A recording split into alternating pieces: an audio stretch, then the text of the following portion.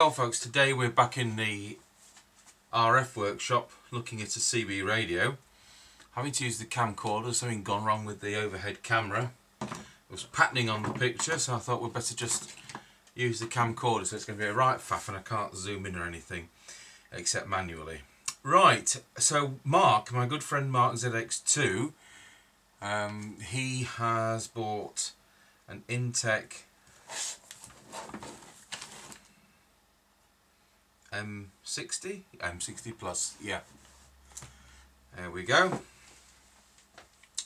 And these were being cleared at Maplin's around Christmas, so he took the opportunity to buy a couple, and one for his car. He's got a what's he got? Kerno Beta 1100 at the moment, and he likes the idea that you can have an accessory remote mic and PTT on this particular product. So we're going to open this up. I've got what, this is my one. He's brought two along with him, so we'll mess about with mine. Of course, he bought his for about half the wholesale cost that I bought mine, but that's how it goes, isn't it? There's always a mate round the corner who gets one cheaper, bigger or better. So let's see what happens when we open up the box.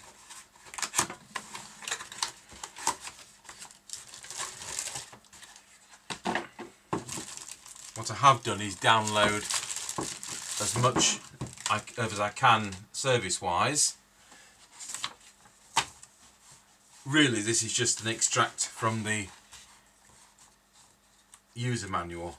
So I've made out a chart as to what the adjustments are, and it does come with various layouts and a circuit diagram, which hopefully I've made my chart correctly from. I've never seen one of these before in my life. It's a block diagram in two parts there.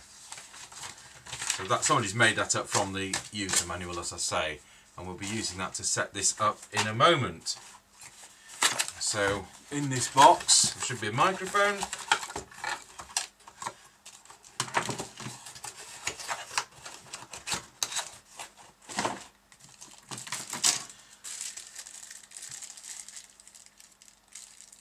is this reusable? I don't know. It's an awkward cable tie, I know that.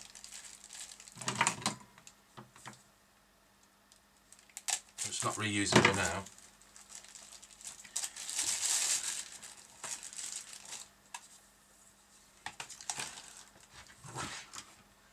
So, what I will now do is open the lids. That's a plastics case. Just an extension speaker socket on the back. And I will climb up and press some manual zoom button and alter the picture on this camcorder. Right, so we'll start off by putting this on the right band for the UK. When I turned it on, it was on at CE, which is not what we want. There we are, CE. By pressing up and switching on at the same time, hopefully we can alter that. We can, and we want UK for the UK. Now then, how do we lock that in? Just turn it off probably. I haven't got the instruction book here. No, that's not how it's done. So into UK. Oh, do we press transmit? Now we'll try again. That looks like it.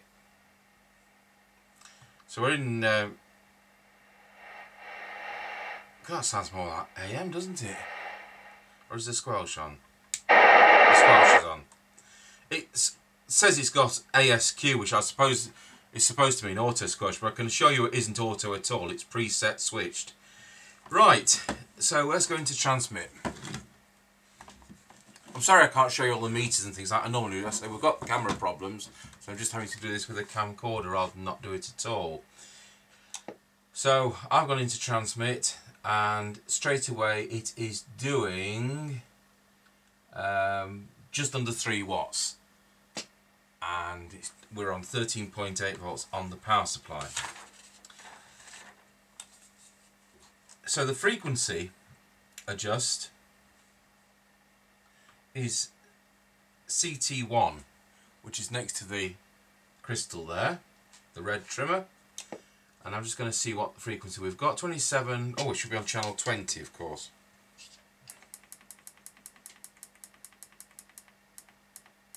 There we go. That should be 27.79125. It's 27.79139, so it's slightly high. And so we'll just pop that down a fraction. It's within tolerance, but nevertheless we'll just pop it down.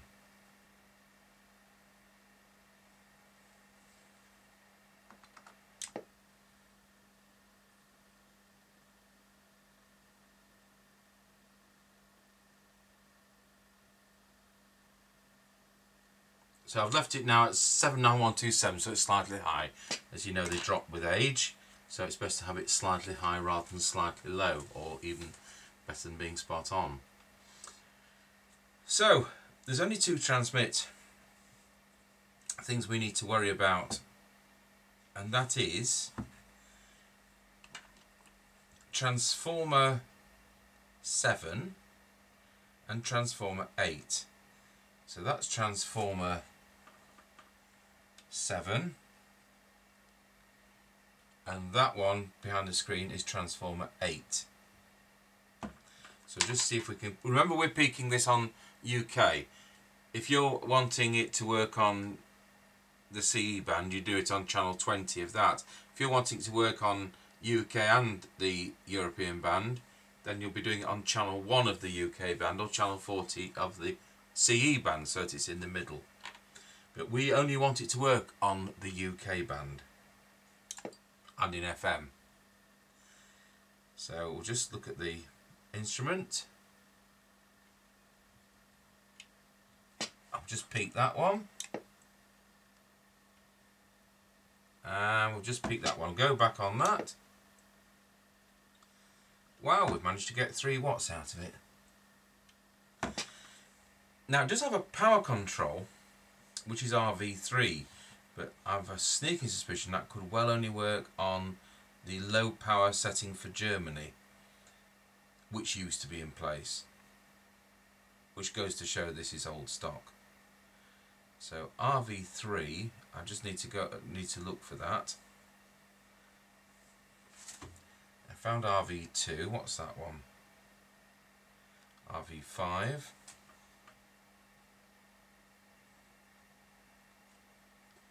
What have we got there? That looks like the modulation one.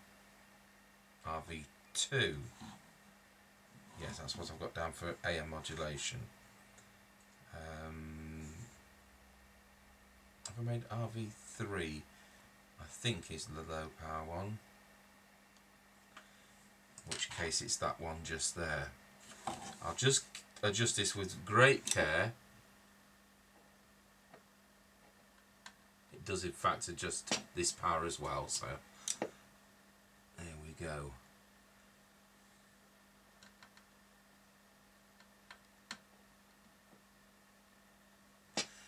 So we've managed to, I'll just go back on these IFT 7 and 8 again, just see whether we can get a fraction more out of it. And 3.5 is about the maximum we're going to get. As I've said before, we're using a commercial test set, so it's pretty accurate. It is in calibration, and if you put this on a CB meter, you may well find it's doing 5 watts. But on a commercial test set, which is telling the truth, this is what we're getting, which is 3.5. So next we'll just move on to deviation. Now we've got our trusty tone generator here. So we'll just switch that on. Going to transmit.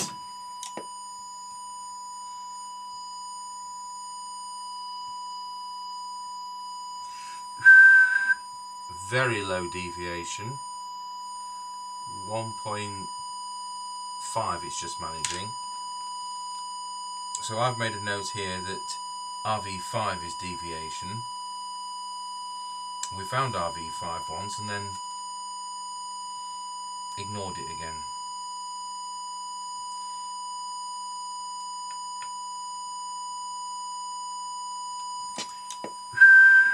That's just a bit over the top now.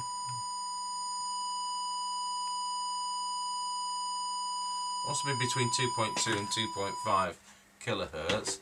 I'll just check with the whistle just to make sure it's not over the top. Wow, that's fine.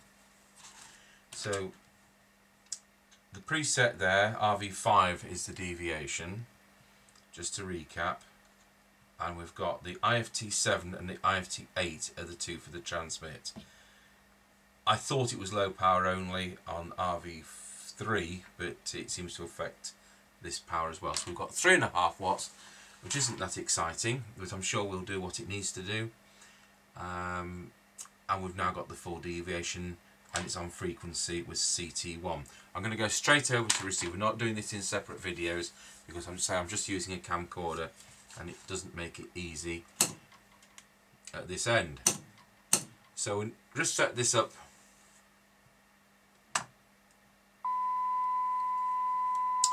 Right, so what are we listening to? We're listening to 300 microvolts. So let's just turn that down to 1. Oh, that's still romping in. And 0.3, I'll just have to adjust the squelch.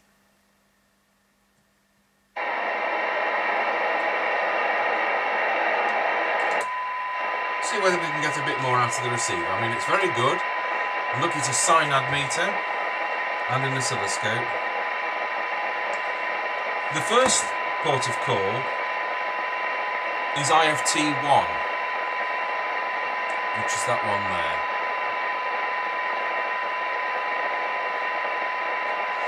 The second one is IFT2.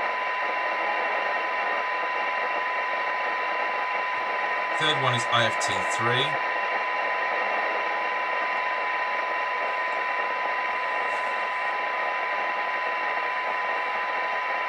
And I think that's all we've got.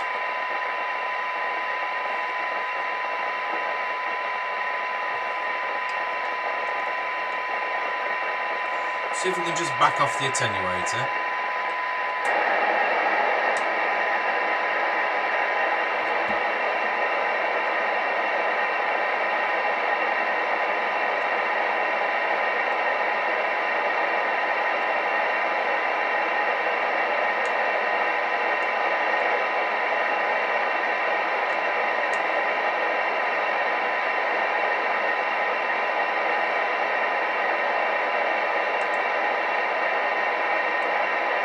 Gone through that 3 times. We're listening to 0.3 of a microvolt.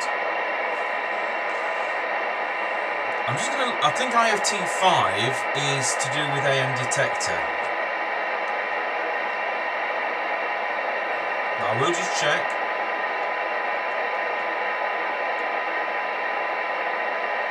No, I'm not going to disturb that. Now I'm going to go to a 100 microvolt signal, which is equivalent to S9. And we've got IFT4, which will be the detector for FM. So I'm looking for maximum recovered audio.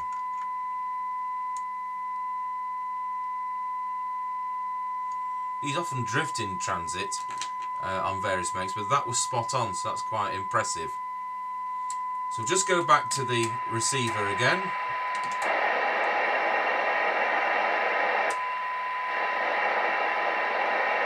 Just see whether we can get anything else.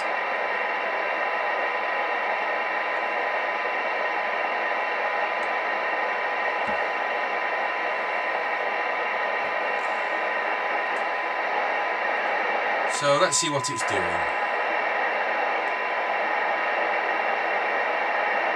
I was doing about 0.25 of a microvolt. So switch back to, what we'll now do is we'll just see where the squelch is.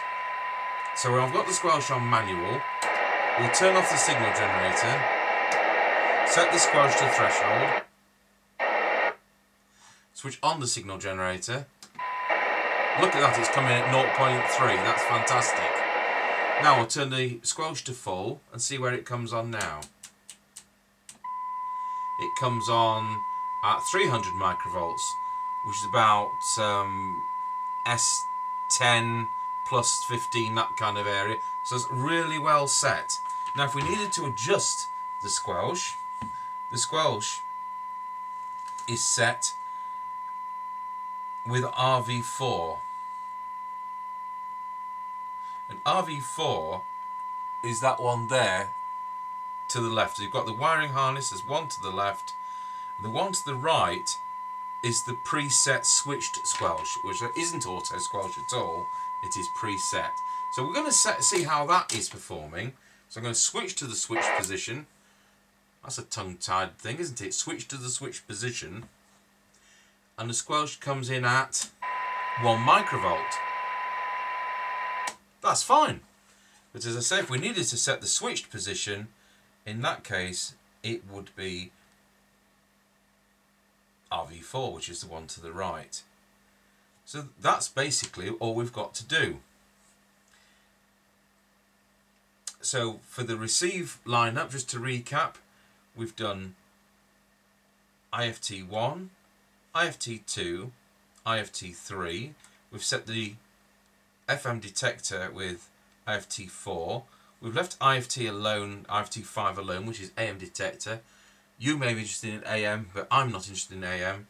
So you'd have to look at somebody else's video for AM, because I'm in the UK and the people we deal with are only interested in the UK band and FM. So that's it. There's nothing more to it. I'm sorry it can't be a bit more detailed. I say we've got problems with cameras, having to use a camcorder, and what we're going to do is we're going to put this. We're going to keep this on the bench, and when Mr. Chippy or ZX2 come back here, we'll go on a range test and we'll do our usual 6 miles and we'll see how it performs. So thanks for watching. This is the first Intek transceiver we've done. The only Intek we've done before was the Road Watch receive only monitor, the CBM 450, which worked very well. So there you have it, the Intek M60.